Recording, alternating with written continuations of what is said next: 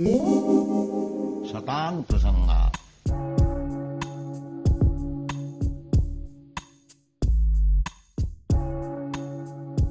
Hare Krishna, dear devotees, and welcome to today's session. How are you doing? I pray that all is well with you and your families at this time. So today we're moving on to the next letter, and it's a letter to Patita Udharana Prabhu. And the circumstances is that some devotees here at that time had passed on in an accident, and Prabhupada was commenting on the destination of those devotees. I just felt it was a very relevant letter because I've been speaking with some devotees who lost their dear ones. One devotee in particular who lost his mum, and he was very concerned. What is the destination of my mother? So now during this COVID-19 time, there are going to be lots of deaths of relatives and friends that you know. And if they're devotees, then what will be their destination? So let's read the letter and see what Prabhupada has to say. So Prabhupada starts, Letter to Patita Udharana, 15th November 1971. And then Prabhupada writes it in reverse again, numerically. And then he says, My dear Patita Udharana, please accept my blessings. I beg to acknowledge your letter of October 9th, 1971. Due to our frequent moving about and heavy schedule, I have been unable to answer until now. So Prabhupada is writing, what date is this?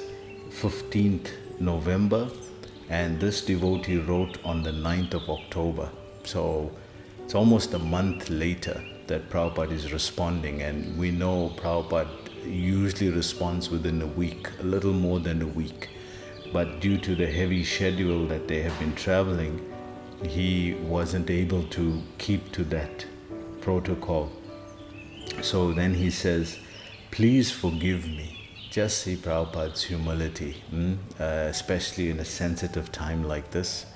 It doesn't have to say that he's the spiritual master, but just see his humility. He says, please forgive me.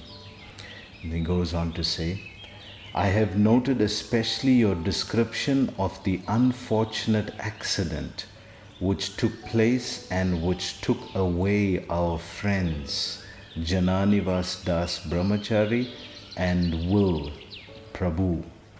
So these two devotees had passed on in an accident. I'm remembering in South Africa also in the early years, in the 90s, two devotees also passed on. We were going, I wasn't there in the vehicle, it was a venture vehicle, and you know how it is packed up. And the driver was fatigued, didn't get enough sleep, and it was an evening night program.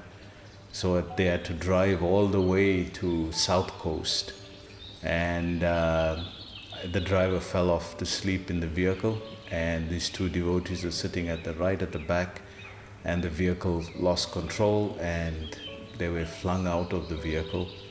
One was paralyzed, the other one passed on. And after some time, the one who was paralyzed, also passed on. So, Prabhupada also comments on that a little later, but let's see here. So, on the one side, we have to be very sorry if our dear friends are taken away from this world. And on the other side, we should be satisfied that a pure devotee is never lost. Krishna says in Gita, Kaunteya pratijanehi name bhakta pranasati sipram bhavati dharmatma shashvak shantim nagachati Kaunteya pratijanehi name bhakta pranasati. Arjuna, you declare it boldly that my devotee never perishes. Why he asked Arjuna to declare it? Because if his devotee says something, then Krishna has to fulfill. So, very powerful. So Prabhupada is giving two situations here. One, we should feel the loss of the loved one, but at the same time we should know that the devotee has moved on to a higher, better situation.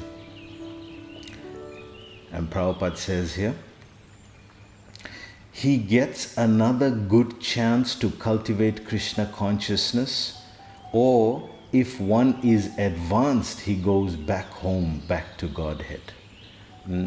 So two situations here. The devotee who was asking me, what will happen to my mother? Will she go back to a lower species of life or anything like that? Prabhupada is commenting here. He says, no, they get two situations. 6.47 Bhagavad Gita. Prapya punyam kritam lokam ushitva shashvati sama suchinam srimatan gehe yoga bhrashto vijayate.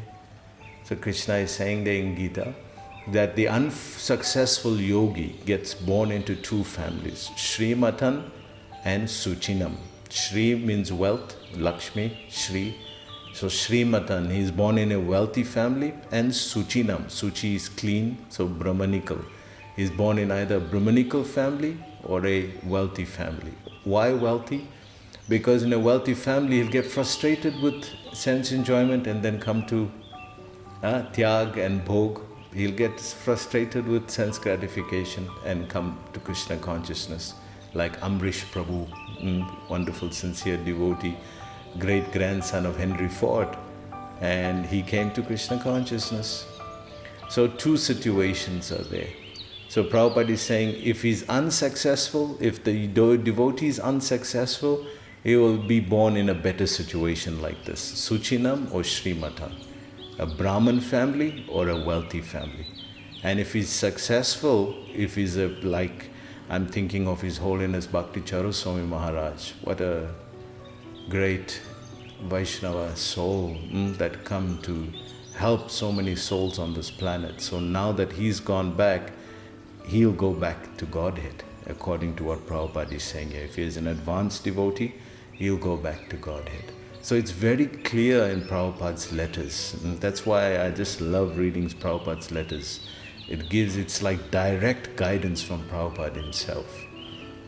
He goes on to say, but even if it is taken that a devotee is not mature, that means now Prabhupada is clarifying, even if the devotee is not the advanced devotee, let's see, we should be confident that he will take birth in a rich or devotional family. So their human life in a very good position is guaranteed. So Prabhupada is saying here, their human life is guaranteed. They're not going to go down to lower animal species. Prabhupada says human life is guaranteed. They will take birth as a human, and they will be in these two glorious families, either a Brahmin family or a very wealthy family. So what auspiciousness is there? There is no loss or diminution in Krishna consciousness. Neha vikramanasasti pratyavayana vidyate svalpamasya dharmasya trayate mahato bhayat. 2.40 Bhagavad Gita. Krishna is saying, Arjun, on this path, there is no loss or diminution. On other paths, whatever you've done, if you haven't perfected, you have to start again. But on bhakti, no loss or diminution. Even a little advancement on this path will save one from the greatest type of fear. Just see. So Prabhupada goes on to say, a devotee's position is always better than an ordinary karmi's position. Karmi means a fruitive worker, one who just wants results, praise to God, then praise to the demigods, because they just want results, they want something, either for themselves or their family or their children. But a devotee doesn't do that. He prays for love. He prays out of love, not out of need. Although he may have desires for things, but because he's dedicated to serving Krishna, automatically those either get fulfilled or they become satiated. The devotee doesn't want it anymore. So Prabhupada goes on to say, Karmis do not know what is the next life, but devotees know it as certain as anything that he is going to have a nice human form of body. Just see, again Prabhupada is clarifying, don't feel afraid that if some loved one passes on and they didn't chant the 16 rounds, they were not initiated, they were not even vegetarian, what will the fact that they took Krishna's name once in their lifetime, they took prasad, they had association with devotees, the fact that these things are there, Prabhupada is saying they're going to have such a nice human birth in the next life. Not only that, topmost human births, Brahmanical and either that or Srimatan, where they get wealth. So just see how auspicious it is for them. Nothing to fear. So Prabhupada goes on to say, so let us pray for the departed souls that they may be engaged again in Krishna's service. So Prabhupada is saying this is what your prayer should be. You should pray for the departed soul that may they be again engaged in Krishna's service. That is the thing, not anything else. Prabhupada then says, it will be a good idea in the future if our devotees take lesson from this unfortunate incident and take precaution not to drive late at night for any reason. So Prabhupada is warning, you see, out of being capricious, whimsical, you lost the lives of two wonderful Vaishnavas. So try to avoid those late night programs, or if we have to do it, then make sure you had good rest, because you have the lives of the devotees in your hands. That's very important. That's a big responsibility. So Prabhupada goes on to say, no gain can come from such driving at night which will ever compensate for much great losses. Please advise your GBC Zonal Secretary that in the future great precaution must be taken. Prabhupada then goes on to say, please continue in your writing of songs and poems for Krishna, because singing Krishna's praises is the highest type of spiritual activity. So just see, Kirtan. Where is Prabhupada saying that from? Satatam kirtayanto mam yetantasya dhritavrata nyamasham chastamam bhaktya natya yuktopasate. Krishna is saying in Gita that my devotees satatam kirtan. They're always doing my kirtan. And then he also says in the 9th chapter, mat chitta mat kata prana bodhayanta parasparam katayanchastamam nitya tusranticha ramanticha. So he says, my devotees, they get great joy by katayantastamam nitya, by always discussing my katha, my glories. And tusranticha ramanticha, they get great joy from doing this. So we see, that's where Prabhupada is quoting that from. And will give him great enjoyment. I would be pleased if you can send me a tape of some of your compositions. Wow, Prabhupada is really encouraging him. This devotee is an artist, recording artist, singer. So he's saying, please send me some of your recordings. I plan to remain here in Delhi until 26th November, when we are all going to Vrindavan for a few days. Wow. So 26th November, this letter is 15 November, so another 10 days he's going to be there in Delhi. And then Prabhupada ends the letter in a very beautiful way, very sweet way. He says here, I hope this meets you and all of my spiritual sons and daughters in Columbus in good health and jolly mood. Prabhupada doesn't usually write like that, jolly mood. I never heard him write that part before. So I think if he's in a very good mood there in Delhi, and of course he's going to Vrindavan after that, so definitely he's excited. And he says, I hope this meets you in a jolly mood. So I hope you enjoyed today's class, and I hope it clarifies this point about death. Krishna has dedicated a whole chapter, chapter 8 of Bhagavad Gita, based on death and passing on. And he says that the culmination is what you're thinking of. Yam yam vapi smaran bhavam. What are you thinking at the time of death? Tyajanti ante kalevaram. At the time of death, what are you thinking? Tam tam evaite kontiya sada tad bhava bhavita. That nature you'll attain. So if the devotee was in proper sangha and associating with other devotees, taking Mahaprasad and doing kirtan and appreciating the philosophy, where you think he'll go?